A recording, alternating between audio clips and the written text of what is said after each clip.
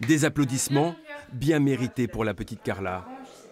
Aujourd'hui, elle se tient debout. Un résultat qui dépasse de loin les espérances de sa maman. C'est aller par paliers, tout doucement au début. Et là, il y a une grande phase de progression qu'on voit assez rapidement. Elle commence à tenir debout, alors que c'était improbable encore il y a 2 ans et demi où elle tenait même pas assise. Dessus des pieds. Carla est une petite rescapée qui, chaque jour que la vie lui donne, fait des progrès sans commune mesure. Attention, allez, on avance les fesses, allez, hop, hop, hop, hop, hop, hop, hop, hop. Très bien. Nous l'avions rencontrée à l'âge de 20 mois, atteinte d'une myopathie spinale, une maladie dégénérative rare. Quand on fait à manger, elle peut jouer, elle peut faire... Son pronostic vital aurait pu être engagé.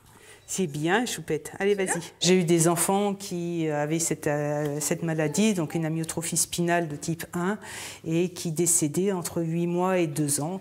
Si elle n'avait pas bénéficié de la thérapie génique, un traitement révolutionnaire à l'époque, qui agit d'autant mieux, signale le neuropédiatre qui l'avait prise en charge, quand la maladie est diagnostiquée à temps.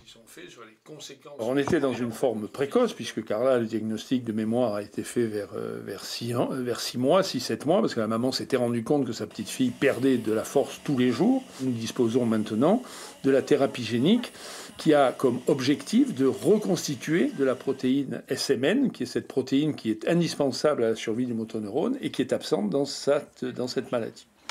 Si Carla n'en finit plus d'étonner les spécialistes qui l'entourent et ses parents, sans contrarier l'espoir de la petite fille, ceux-ci ne rêvent pas pour autant.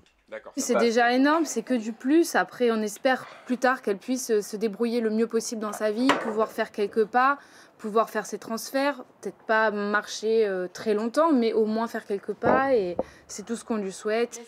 Tout ce que l'on souhaite à Carla, c'est pouvoir compter sur les progrès réalisés par la recherche, qui se donne sans compter pour lutter contre une maladie qui touche près d'100 d'enfants par an.